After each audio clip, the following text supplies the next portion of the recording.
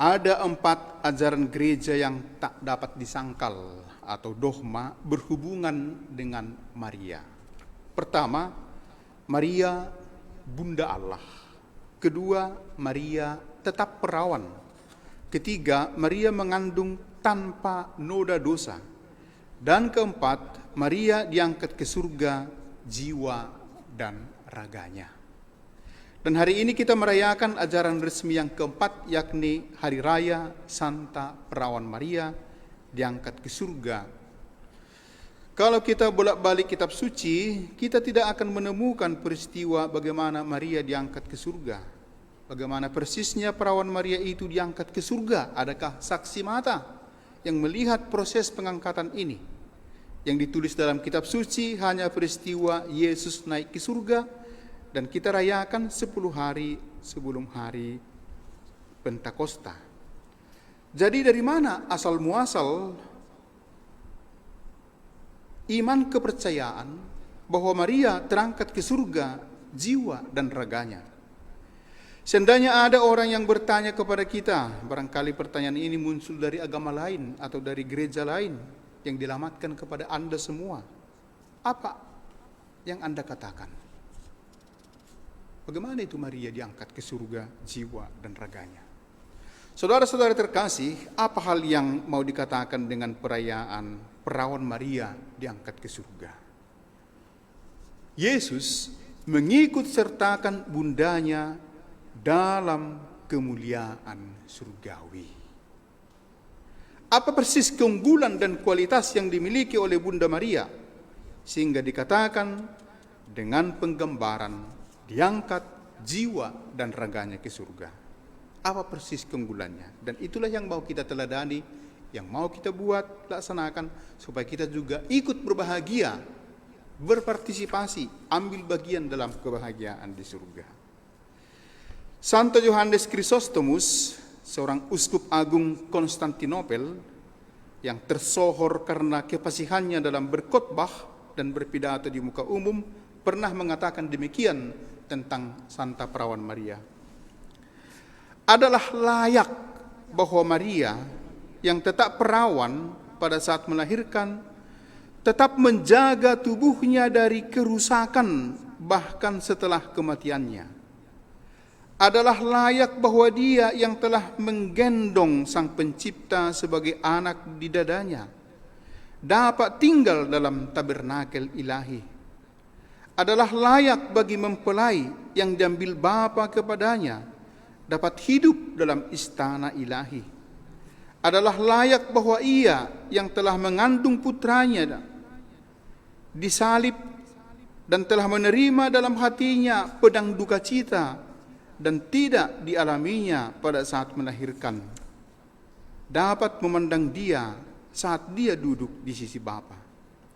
Adalah layak bahwa Bunda Tuhan memiliki apa yang dimiliki putranya, dan bahwa ia layak dihormati oleh setiap makhluk ciptaan sebagai ibu dan hamba Tuhan.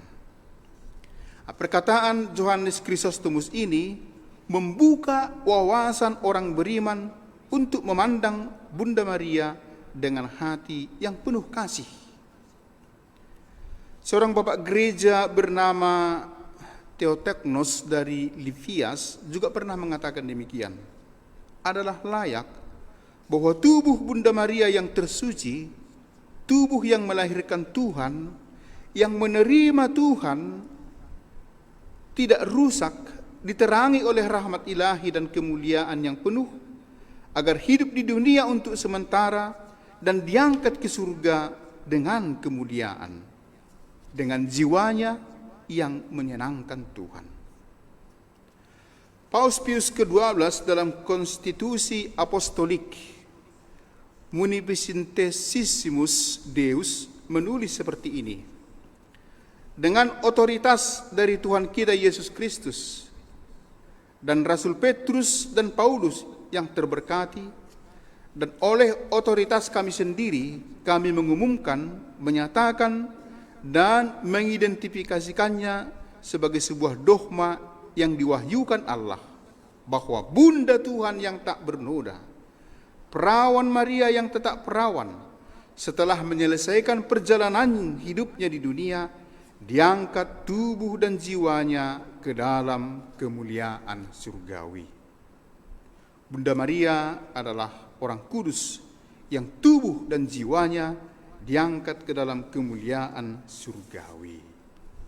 Dan ini ditekankan lagi oleh Konsili Vatikan kedua, di mana dikatakan akhirnya perawan tak bernoda, yang tak pernah terkena oleh segala cemar dosa asal, sesudah menyelesaikan perjalanan hidupnya di dunia, telah diangkat melalui kemuliaan di surga beserta badan dan jiwanya. Ini dicatat dalam Lumen Gentium nomor 59.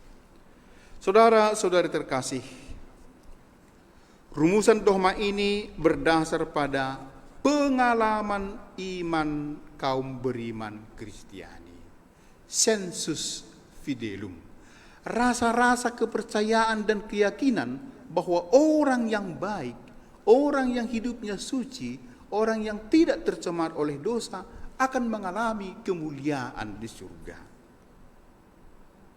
Orang beriman Kristiani sampai kepada keyakinan, dan tentu keyakinan yang berdasar pada pengalaman bahwa segera setelah Maria meninggal, jiwa dan raganya diangkat ke surga. Kaum beriman Kristiani mengimani bahwa Maria, karena kepantasan dan keibuannya, dan karena kepatuhannya kepada rencana Allah, sekali lagi karena kepatuhan, ketaatan, keterbukaan pada rencana Allah dalam setiap tahap dalam hidupnya, akhirnya saudara-saudara mengambil bagian dalam kemuliaan Allah. Dan inilah tujuan hidup setiap orang. Demikian diyakini bahwa Maria telah disatukan dengan Kristus.